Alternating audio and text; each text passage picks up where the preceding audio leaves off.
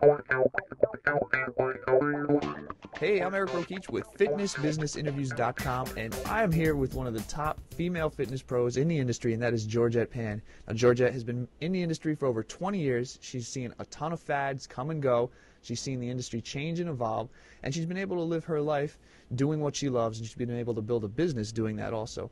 So Georgette is here to share her story about her life, her business, her story, and what's going to be taking place in the future. So Georgette, thank you so much for being here. I really appreciate it. I know, and it is an honor to be here. Very, very, very cool. So, little background information. How'd you get into the industry and get started? I have always been in this health and phys ed was my first major. So I came out of college with the health and physical education degree. I never really pursued that real long term, and went into the physical therapy assistant field. But working out, being athletic, it's been my whole life. So I really can't say I've been in the field, in one way or another for decades. Right. So you've seen a lot of things since you've been involved in it for quite a while. When you first got started in it, what was the industry like? I didn't get, well, I got started in the personal training industry. Yeah. Like solely, maybe less than 20 years ago, so maybe half of that time, 10, 15 years ago. So it really was a lot of hardcore, at least where I'm at in my gyms, hardcore bodybuilding, more right type of trainers were in my area. Right. There wasn't, no studios, no boot camps, nothing like that. Okay. No group training, right? Okay, and what was it like when they were in that type of training? Was it just training for the bodybuilders where you were? Was there anything people doing one-on-one, anything like that? Yeah, there were people doing one-on-one. It wasn't not strictly, bodybuilding. There were some one-on-one trainers, regular, a lot of women clients, and it was an upper scale gym at the time. But the hardcore bodybuilding stuff was very hardcore. Right. Especially for women, you gotta have thick skin. Oh, which I can imagine. Yeah. Right. So then you were in college. You came out of college. You got your degrees, and you were doing personal training part-time on the side, right? Your physical therapy full-time. Full-time, right. Okay. And so how long were you doing the physical therapy for a full-time? 12 years. Okay. 12 years. I'm still a licensed physical therapy assistant. I no longer practice, but I keep the license. I was doing that at least 12 years, yeah. Okay, and how long into that process were you doing the personal training for part-time? You're jogging my memory. No, it doesn't have to be exact. It's just, I know you've been in it for a little while. I'm just kind of getting a feel for everything. 10 years, I'm starting to feel like the dinosaur of the industry, but about 10 years.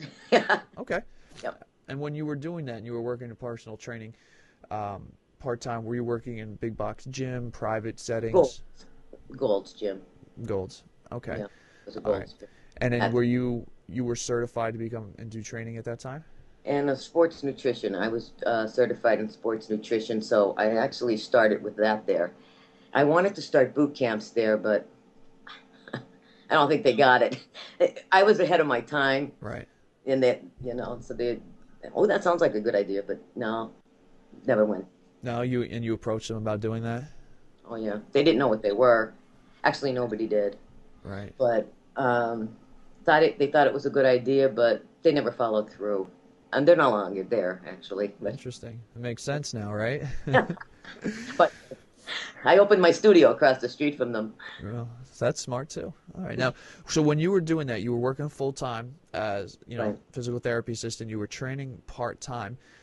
During this whole time when you're doing this, did you ever get any hints or ideas that you wanted to go out and do something on your own? Yes, I had that itch, I would say 15 years ago. I would wanted to, I hit 40 and I said, well, there's two things that I've always wanted to do, and it's now or never. And one was do a bodybuilding show, and the other one was to really open up, have my own business. Right. And it was a now or never. You kind of hit that middle, I don't know how old you are, Eric, but when you hit 40, Yeah. you're like, yikes, it's now or never. Right. And I didn't do my first bodybuilding show until I was 45, so. Yeah. Okay. Yeah. All right. And so it was at that point, what did you do from there? Did you just say, all right, I'm going to start planning this out and getting into my own business, or did it take a couple years? What was the process from there? It was a little bit of a process, maybe a year. I had met my current business partner at Gold's. She was oh, actually, no, I didn't. We met at a bodybuilding competition. Okay. And then we ended up working at Gold's together and became friends. And I said, I really want to do these boot camps. I really want to, have a studio. She's like, so do I. And she had some clients full-time as a, trainer at Gold's. I said, let's go for it. And that's exactly what we did. We started planning, looking for a place, and that's what we did. Okay. And how long of a process, like when you had met your partner, like, all right, you talked about it, until you actually had opened the facility, how long do you think that it took you? I'm going to say a year. Okay. Yeah, because I started researching. I had a vision of what I wanted. I knew what I wanted in there. I was working with Phil Kaplan at the time, I think, studying under him, let's put it that way. I saw the Vortex Pro Trainer, and I thought, I wanted that studio model. Okay. So that's what I did. I know I talked to Vortex and did not buy the Vortex until 1 year later. So Okay. that had, it wasn't like, oh, I saw the Vortex, oh, I bought it. It was a year later when I finally said, okay, I'm ready to buy it. Okay. And we had a place. And so there was a good year of planning. So walk me through that process of planning. Like, what exactly were you looking for in your business? What kind of obstacles did you have to deal with? We needed a place. We wanted a place in the beginning because I wanted to, and did open up the studio simultaneously with my fitness boot camps. Okay. Wanted both, because if one slacked, I was hoping the other one would pick up the slack. Okay. And that's exactly what did happen, by the way. But on that note, there was no boot camps in the area, and there was no studios in my area. So it was, let's get on this, be first. Right. First is huge in marketing, from a marketing angle. So we wanted to do outdoor boot camps at the time. Right across the street from what turned out to be our spot was a public park. So we have the option of going in or out. So this is what we were thinking back then. I was thinking outdoor boot camps. Right. And that's not the way it is now, by the way, but it's in and out, but it's basically in. Okay. But that's where we ended up having contacts from clients that we got our space at a good price, nice location, and the park right next door.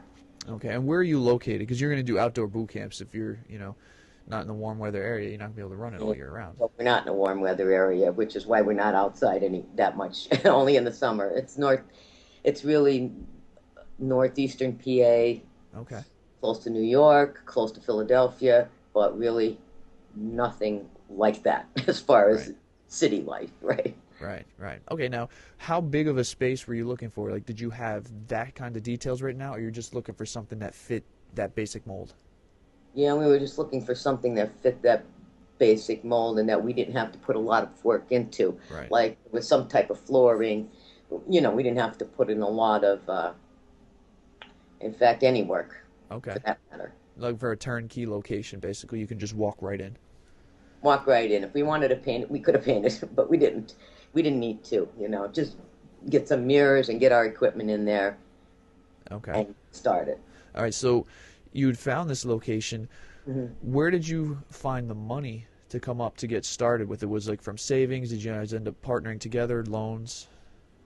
I was basically the financial end. Okay. So I did I had some savings, yes. Okay. And we did go to a bank, get a small loan. We did that too. Okay. When was it that you opened the studio?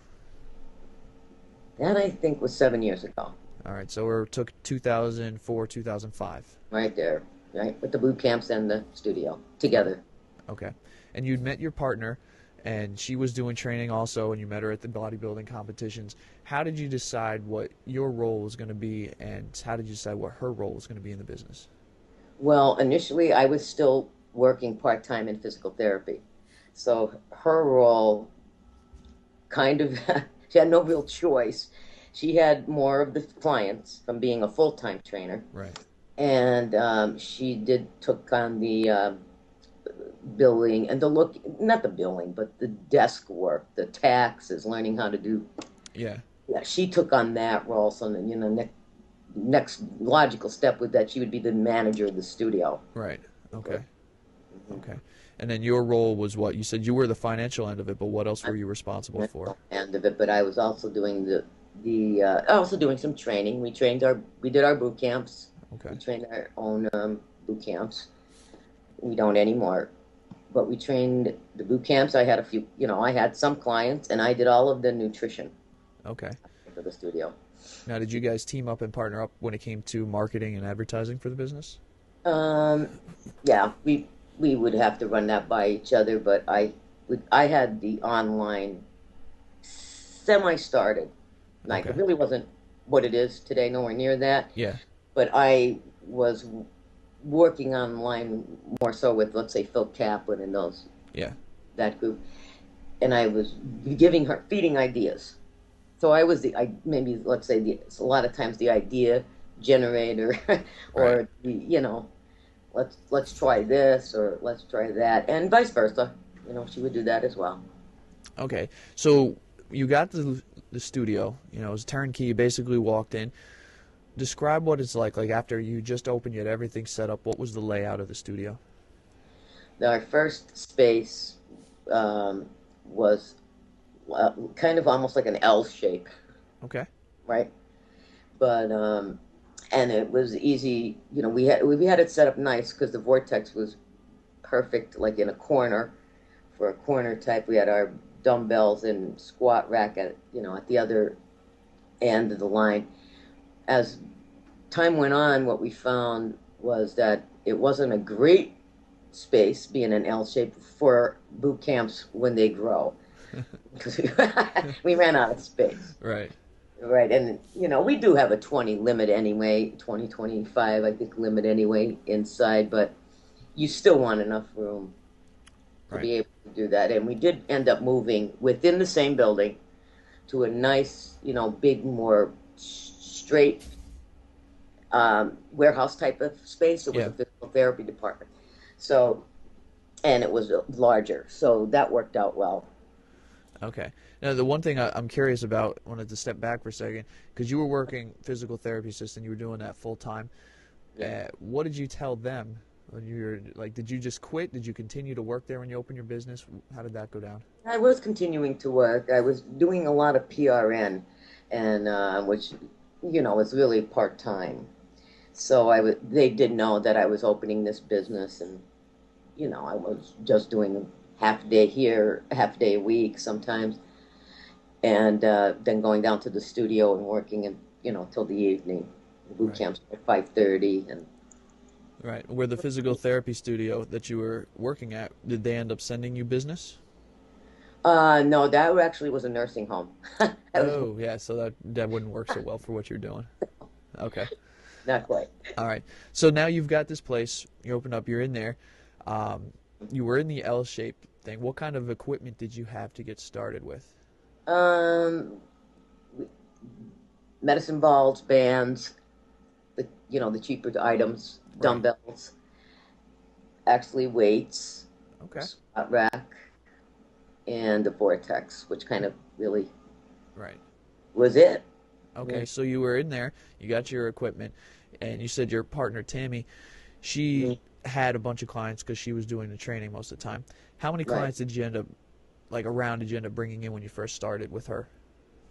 Oh boy, I don't remember. Okay. I don't. All right, but it was enough to keep you guys going for a little bit before you started pulling in more Yeah, clients. it was enough to keep us going, and we tried getting the boot camps off the ground, outdoor boot camps in the park we were running. We tried that. Okay.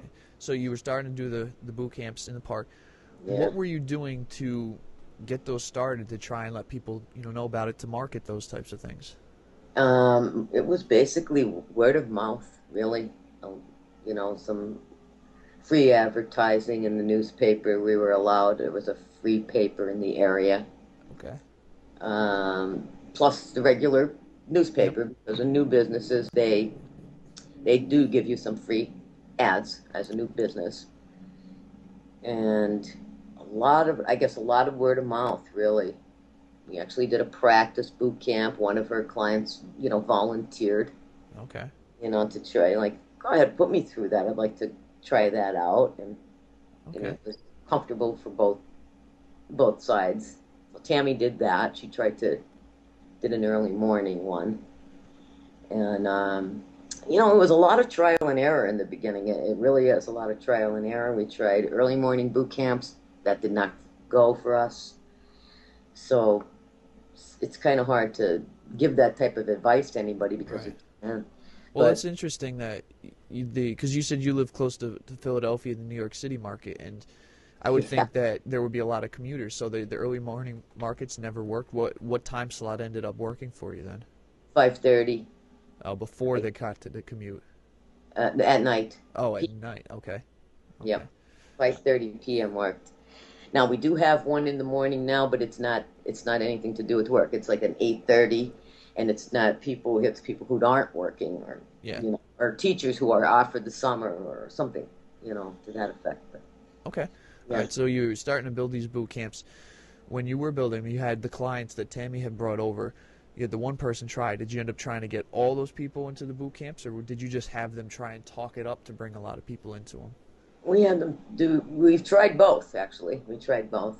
I don't recall any of the first boot campers being clients, so I actually don't know where they came from. I can't remember. Okay. Yeah, I really can't remember. It was probably just due to our word of mouth and whatever marketing we did do. Okay. And then you were doing those 2004, 2005. Really, not many people were doing them yet. No, Do you think that was a benefit for you in terms of maybe bringing in business? Or yes, in the overall picture, yes, because they didn't know what they were. There was yeah. a lot of explaining. We didn't want to scare people. They didn't know what a personal training studio was. Right. They were used to gyms you know, and lots of machines. And Yep. you came into a room with, nothing, Yeah. or a vortex. I think the vortex was a little bit of a eye catcher, but it was not something. You don't need a vortex to open a studio, Right. but it's.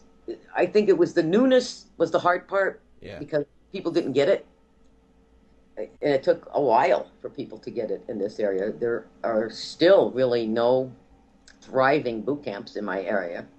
Really. Nope, But you not. guys are doing pretty well with them, right? We're the only ones. Yeah, so you're obviously doing really well then. And then the same thing with the studio.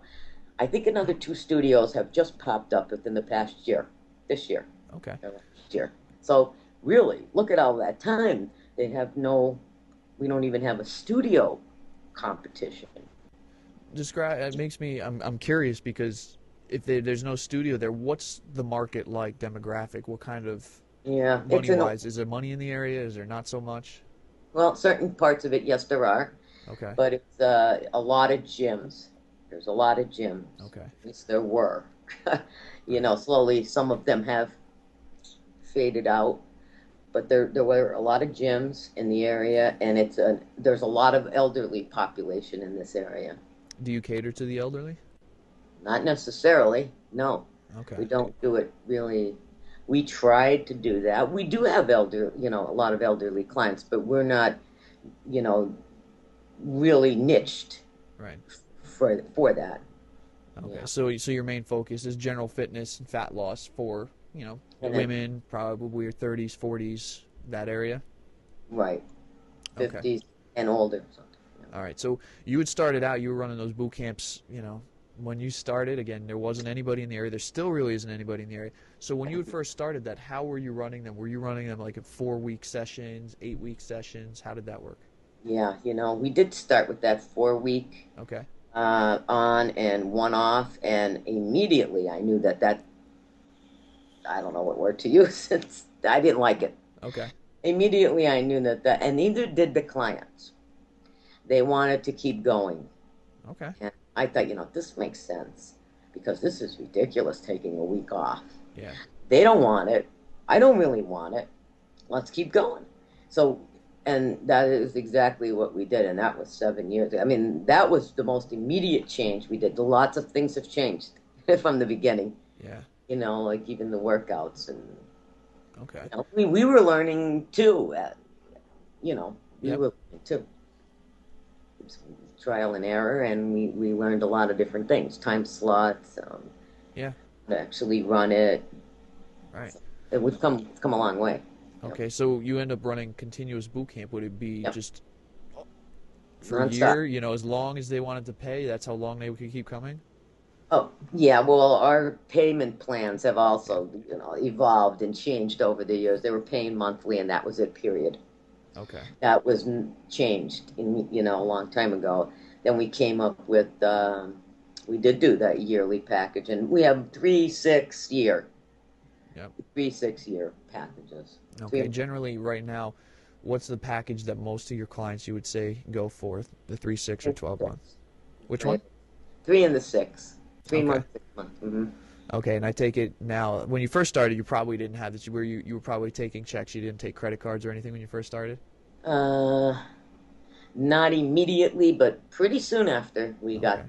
credit cards because it made sense. I'm Okay. not sure if it was after the first year Yeah. or in the first year. I'm not quite sure. So this is interesting. You had just started this studio, and within the first year of it, you realized, okay, the month-to-month boot camp isn't working. No, I need to stop taking checks as payment. I need to get on the credit card and right, the auto debit, everything.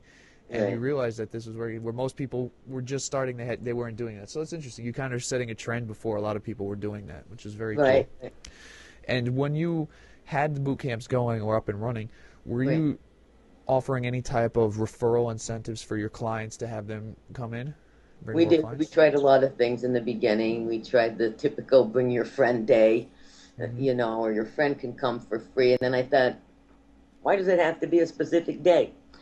Bring your friend anytime to try it out. Okay. You don't have to bring a friend day. If your friend wants to come and try it out, they can come and try it out anytime. Okay. So you how know, long would they get, like one session to come and try out, and then you'd say, hey, listen, would you mind joining? in the beginning, that's what we did, one session, and then now it's up to we have the plastic cards. Things evolve. Yeah. To come for a free week, and Right. know. Okay. And how well did that work for you? Was that one of the best ways for you that brought in new clients? The best thing that brought in new clients was word of mouth. Yeah. That was, unfortunately, and you can't have word of mouth until you start. Right. So that's there's nothing to brag about if so Yeah. that's the hard part, is just like getting the first boot camp going, and then Right. Right. And say someone referred a client, what would you give them as an incentive to try and refer more? Did they get half off? Did you give them check, cash? no check or no cash.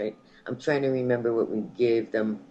I think we gave them, depending on what they bring in, free month. I think they were able to get. Wow, that's 3 months. That's a lot. I mean, that is a lot. Yeah. But when you're first starting out, You got to give to get. Yeah. yeah, right, Yeah. right. Okay. So what else were you doing? You said you had word of mouth. Were you spending any money on advertising? You got free ads in the paper. Anything else Yeah, you were doing? yeah, we did. Um, yes, we did do some other things.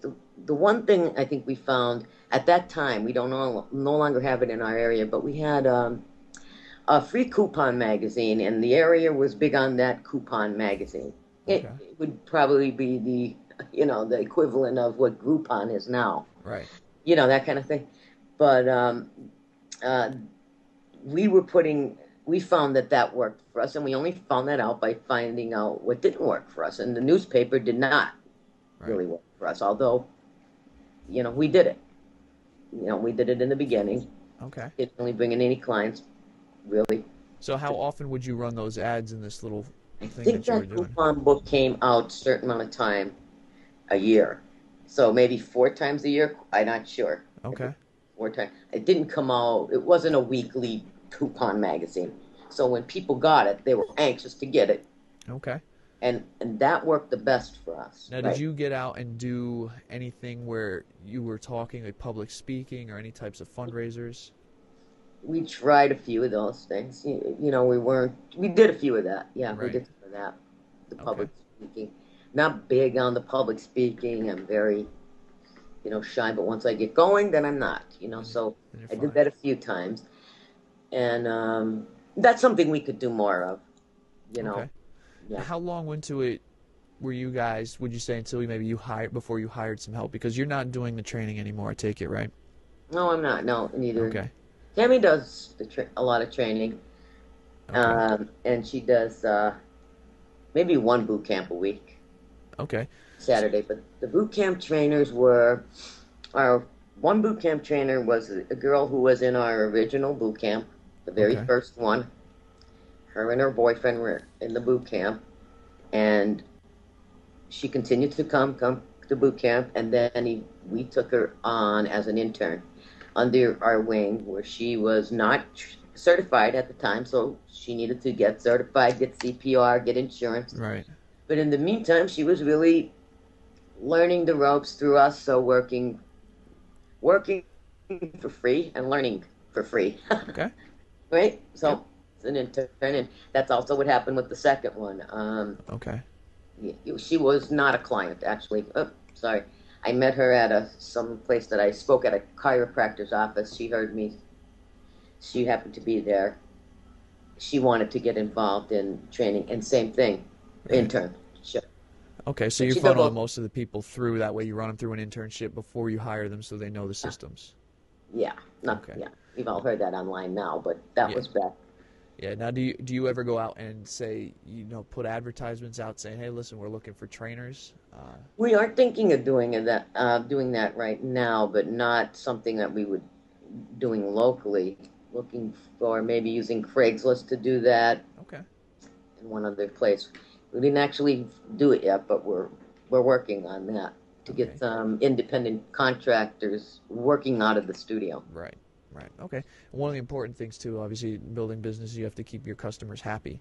So, keeping your clients happy, you have them on those 3 to 6 month plans. What are you doing to make them keep them happy so that they want to extend those plans for a year? Good question. They're actually the only thing I could tell you is they're having fun. They're getting results, maybe in reverse order. They're getting results and they're having fun. And they like us. We have good. I'm big on customer service. Okay. Nobody's perfect. We all have bad days, but I'm very, very big on that, online and offline. Um, so I think they get attached Okay. to us in a sense that they're loyal and they Okay. Do talk you to. do anything for them special? Do you have maybe like social gatherings? Do you do anything like that? We used to do a lot more of that in the beginning. We've had picnics. We went out, after boot camp. We would be out going out to dinner, and Right. did have some group picnics. And but we haven't done that per se, but we did that for a long time. And we do Okay. run things out of the studio, Zumba-thons, and different little Yeah. parties. Right. They like that stuff. Okay. So both We of you early on, you were employees for most of your lives, like working for other people, doing things. You weren't necessarily so much, entrepreneur and had that mindset. You first right. got started. Did you hire coaches to help you, or was this all stuff you just figured out on your own through trial and error? I didn't necessarily hire a coach, Okay. but I was learning and you know I guess researching and learning. I did kind of go with Phil Kaplan Okay. in the first year of the studio, Okay. and I found that I got a lot of help from him because it was starting to get confusing for me as being an online and offline person. Oh, what do I do? Where do I do first, second, third? You know, Right. when I'm trying to grow the studio and I'm being pulled into the online Right. business, Right. which is now where I am totally. But it was hard because I was trying to separate the two, and I needed offline strategies. I needed offline knowledge, and Okay. found it from actually Phil Kaplan. Hmm. Okay. So he was helping you guys build the offline business. That's As good. part of his Be Better group. Yep. I Okay. was, Now, your roles in the business, so through the years, they've changed. Like we're going to dive into the online side of things. So I'm taking you're doing a lot of that now where Tammy is managing the other student. part, right? Okay. She's younger. Now, is there any overlap? Like, are you completely online and out of the studio now, or is No, or I'm not.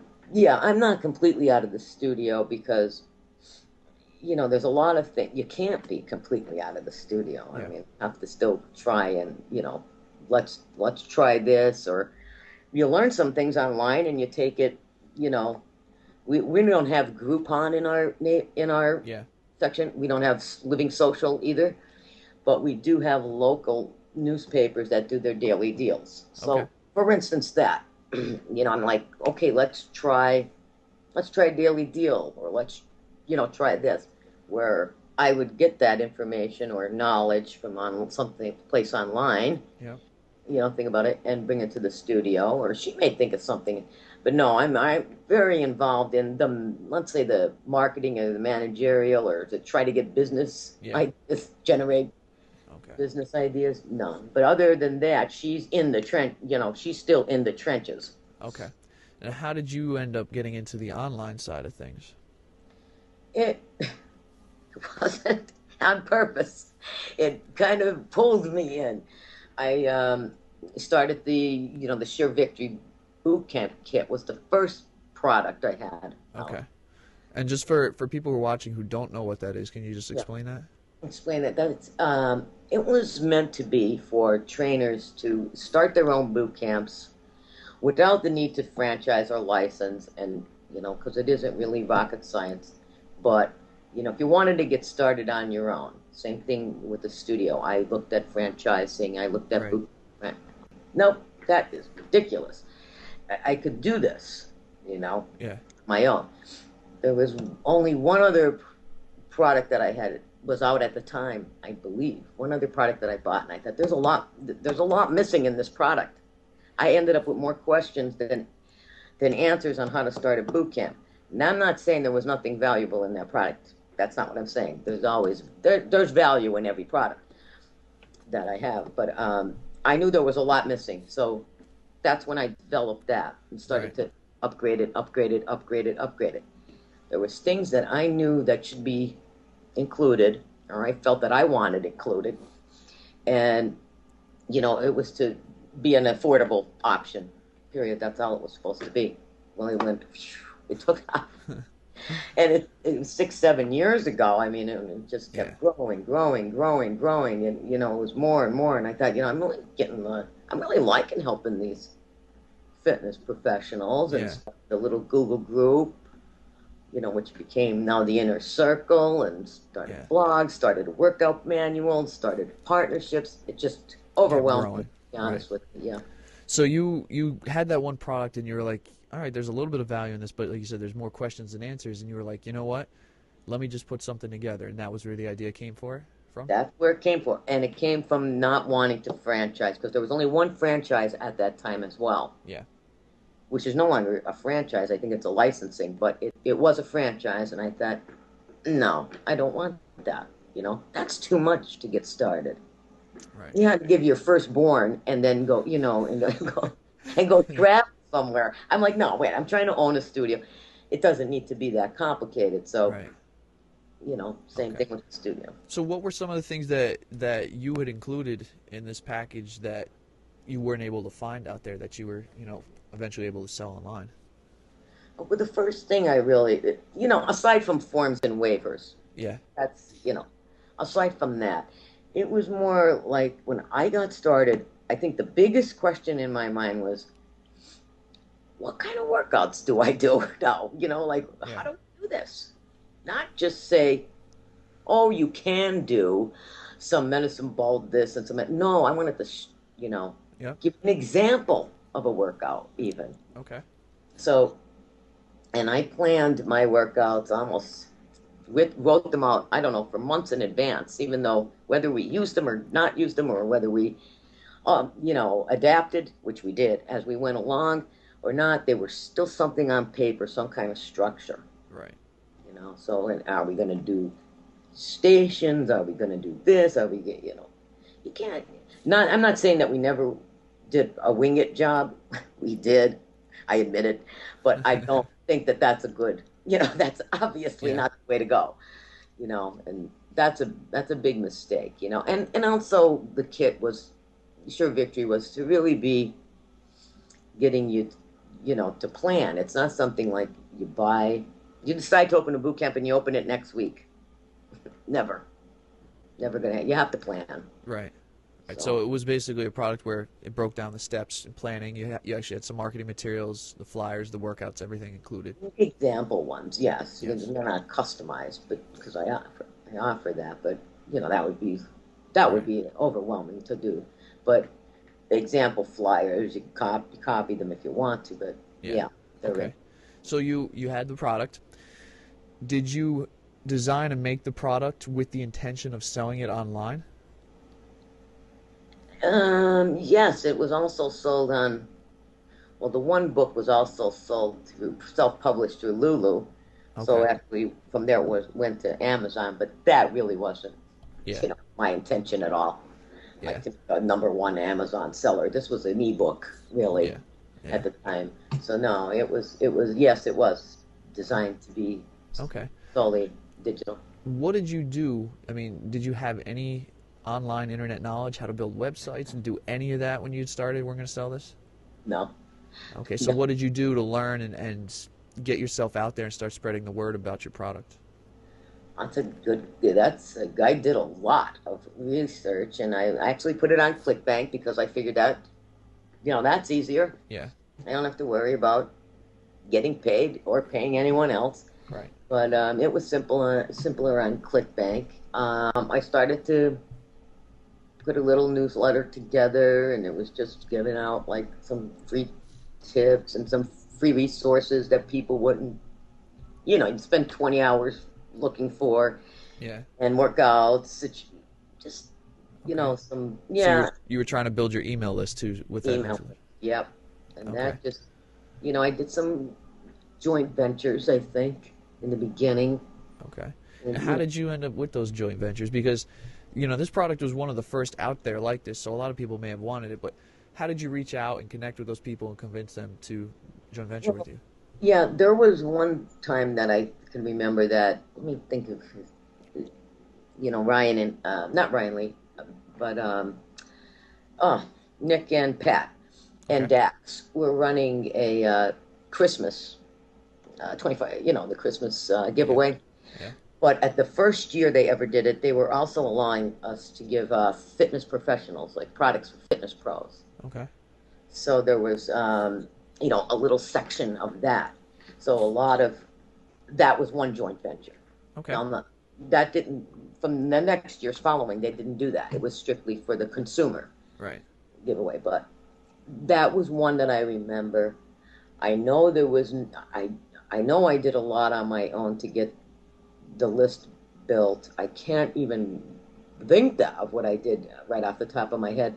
Yeah. But I know it was something that was a hot and up and coming, way to go in the Yeah. industry, and a lot of people were looking for All right. for that information. So I did do Google AdWords, pay per click. Okay. And that worked well for you? And yes, it did. It's number one, and it's been number one for about 7 years, and a lot of different, between ClickBank being number one that's Yeah. a long time to hold Yeah. a spot, because especially with the onslaught of that's come in the recent, let's say, 3 years or more, Yeah. there's been mega boot camp products coming into Right. the. Well, that's what I wanted. I'm curious to know how do you compete? Like there's big licenses and franchise businesses coming out and doing that. So are you doing anything differently to try and keep yourself there and relevant so that it doesn't kind of fall by the wayside? Well, yeah, I mean, obviously between I upgraded the site, for Google to be more Google compliant, Right. but that's really not, what's making the boot camp thing sell. I think it's just the loyalty of, the members. Yep. Now with more social marketing, with Facebook and Twitter, there's more people, more ways to find you, Yeah. but also the quality, of the product. I have to, I have to say, I mean, you can't stay at number one if it sucks, Yeah. and the other thing is, I think the customer service is huge. Not saying that I never blew up on the internet and made a mistake. I have. You've caught me on a bad day. There was a period of time after my mom passed away that I couldn't stand Yeah. to do what anybody, but Right. for the most part, and 99% of the time, I go above and beyond. Seriously, I'm above and beyond because I'll get on the phone. Even if I have an email, a question, a complaint, or what misunderstanding, thought it was a real product, it's a digital, I'll say, call me now. Yeah. Let's straighten this out. Okay. Call me now when you have a list of 10 or 12,000 people is not that you find people doing.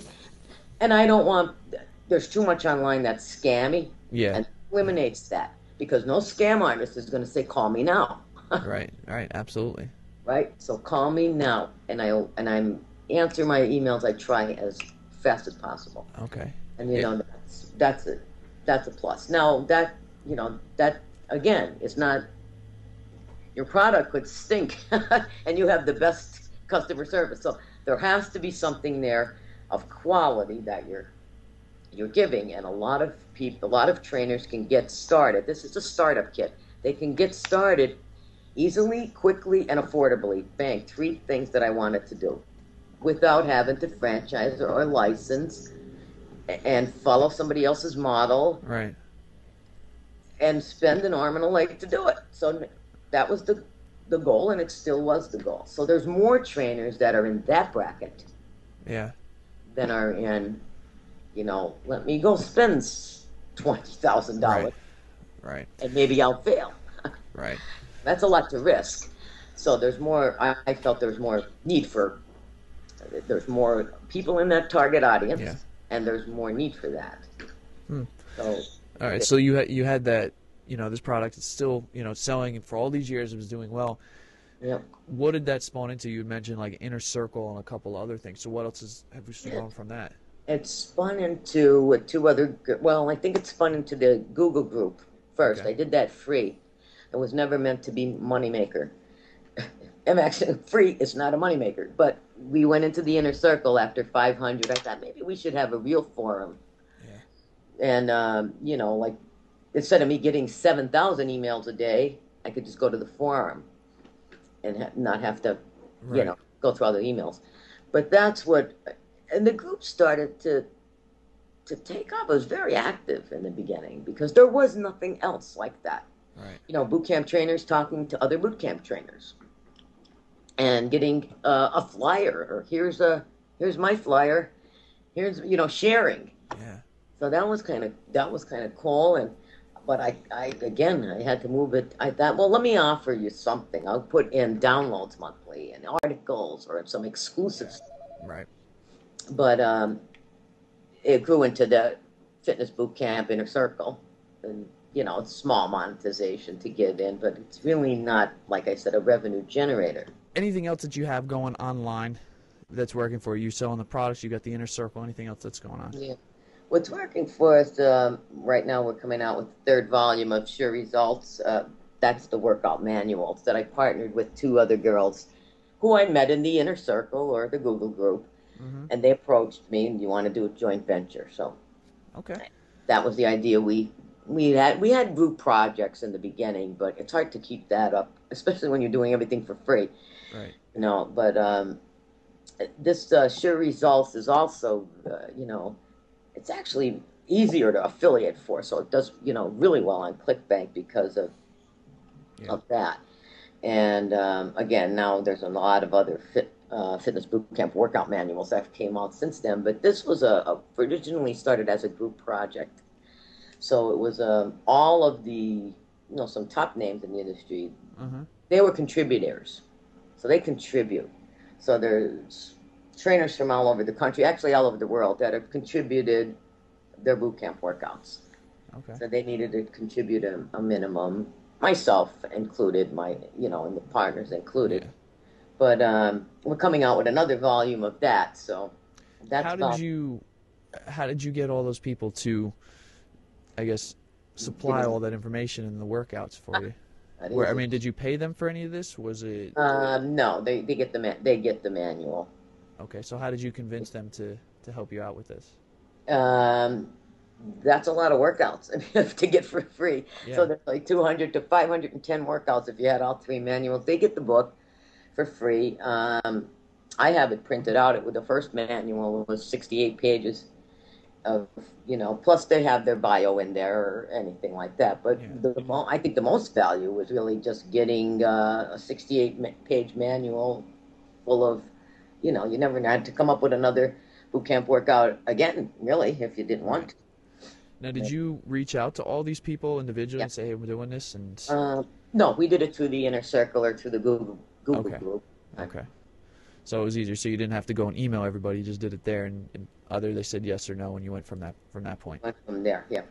All right. Now, one of the other things is, obviously, online changes so much just from, month to month. I mean, you've been through, doing it all these years. You're still doing the Google ads and everything. Are you doing Facebook ads or anything like that for stuff right now? I tried Facebook ads. Not for my area. Like you're talking locally. I'm talking about for your online products. Oh, for my online products, I did do that. Yes, I did try that for Sure Victory. I did do a run on that. Not too bad. I didn't find it to be. At least it was cheaper than Google AdWords, right? What's worked best for you recently in terms of making sales or selling some of your products? I think now it's the size of my list and just the fact of people know more. Like, trust. It starts to build that way. So okay, that's all right. Cool. So we covered the offline side of things, the online side of things. I just wanted to touch on one more section. You've been in the industry for a while. As a female, you've seen a lot of things, fads come and go, and changes. And you were doing training early on, part-time. What were some of the challenges that you had to come across, even just as an assistant, maybe in physical therapy, as a female? What did you have to deal with? I really can't say that I had to deal with. You mean as far as like prejudices or anything that you thought was a little bit more difficult, than would be if maybe you were a guy? Well, the bodybuilding. Okay. That was a little, that was a little rough to do. I mean, I just did it and got it over with. I wanted to always do it, but it's not necessarily, at least in my area, it wasn't huge for women. It was, right. Secondary. I think there's a lot of pluses to being a women business owner. Why is that? I'm curious. I don't know. Maybe it is because of the minority, and like I just feel it stands out more. I'm not going to say it's touted or you applaud women, right. Entrepreneurs, but it is it's noticed more than if just hey, two guy trainers just opened up a gym. Oh, big deal, right? But it's not an everyday event. So I think women business owners are being more recognized, so therefore it's a plus. Okay. To them. Okay. Now, would you say, because you've been doing it for a little while, right? Have you seen changes for women? I mean, just since you've opened your studio, let's say in the last 7-8 years, have you seen changes? Things been easier, more recognition for women? Yeah, more recognition. Not so much online because that's where there's not a lot of us. I think I know Kelly Calabrese is probably the first one woman I ever knew online, and then other than that, nobody. So online is a different thing. Right. But offline, I see there being a lot more recognition, and Right. I don't really see a lot of, I'm not going to work out with you, but, I'd rather a man. Yeah. It doesn't happen Well, that let me way. ask you that actually, because you've got the studio and it's you and your partner Tammy Right. training. Do you think that there was some advantage maybe in terms of relating to your clients because you were women instead of maybe if it was a guy doing it? Yeah, in some aspects, yes, especially with other women. They're more emotionally driven than, the man. Well, we train a lot of guys too, and Yeah. it's just different. They're two different beasts, and Yeah. coming from two different, directions. But I think it works. Whatever it is, it works. It's nothing Okay. like trying to do. It just works. Are there you think there are any things that need to be changed or worked on so that women can get a little bit more recognition in the industry? Um, that's a tough one. Yeah. I really, yeah, that's a tough one. I wouldn't know what to change at this point, since my focus now is totally online. Right. It's hard for me to tell you that, because I'm so geared. My head is Yeah. so online, and I see, no women online, and hardly any women online really in this position who, you Do know. you would you have any ideas maybe why there's not as many women online? I mean, there's really there's Yeah, no barriers as much. I mean, it's you can sit behind a wall and they may not know. So that's true. You could sign your name, and yeah, you never know. No, eventually you have to come on. You have to yeah, be. You have to come. You have to come clean. yeah. But I don't know why it is online like that. I'm seeing it change a little bit now, and that's only as of this year. Okay, Within a year, I see more women coming online. I don't know if it's a credibility thing online. I'm not sure. I'm right. just guessing now, but or it just happened to be that men started it. Oh, You know, okay. maybe women don't feel like they could fit into the picture. I'm not sure. Because it's a younger male crowd for the Right. most part. Is there anything that you maybe want to say to like women who are maybe thinking about just doing their own thing, either offline or online, like some advice for them? Oh, I mean, I obviously didn't do it until my 40s, so I would know, there's no excuse of it's too late, or we can't do it, Right. or age is a factor, or sex is a factor, or anything is a factor. So, I mean, I would say if you needed to get the coaching, though, or some kind of help, that would be something I would look into on the business aspect of it, Right. not necessarily, the workout aspect of it, but. And yeah, I mean, there's nothing that should hold you back, even online or offline. Right. Okay. So, Now, I'd like to wrap up just a couple quick questions. Now, you've been doing this now. You've been in the boot camps. You're kind of a pioneer, I guess you could say, doing the boot camps. I'm You've not got the saying dinosaur. got the products out there before a bunch of other Right. people. What have been some of the biggest struggles for you? Online. Sure, we'll go Yeah. with online. Yep. Uh, oh, that's another interview. I don't like a lot of stuff online. I really don't. I don't like a lot of the stuff that goes on online, and you're asking me, I'm going to tell you. Sure, that's fine. I'm not big on a lot of the hype. Not that. Oh, I don't like bashing of other fitness pros, by fitness pros bashing other fitness pros online. I see that getting the industry nowhere. I Yeah. mean, if there's an issue, take care of it outside of the, online, or, legally, or whatever you have to do. But bashing, like I said, who does that help? Yeah. It doesn't help anybody in the industry. So I don't like that. I don't like the overboard on the marketing. There's a lot of things I don't like online, and it's because it's borderline unethical. So that's Okay.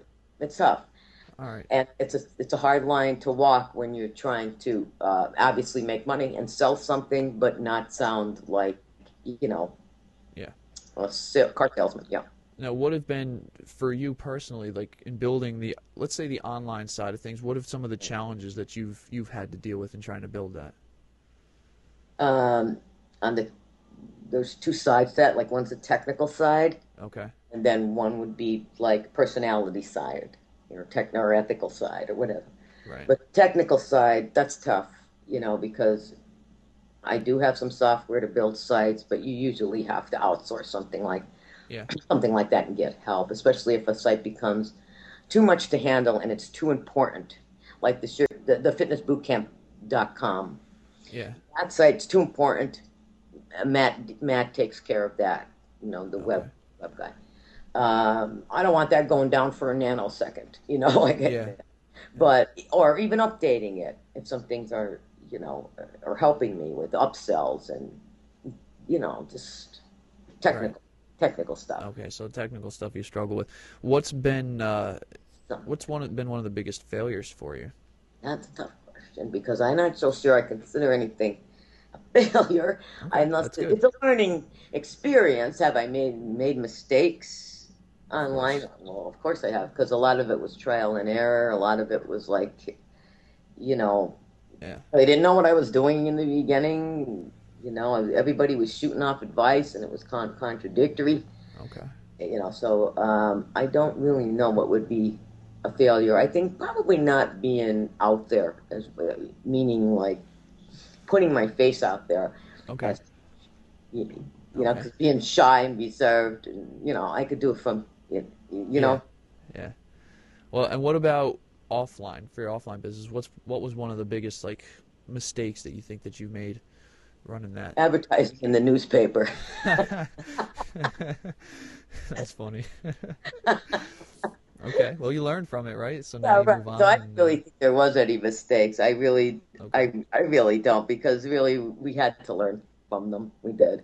Absolutely. It was, if that doesn't work, then let's try this. Nobody ever has a blueprint like that. Yeah.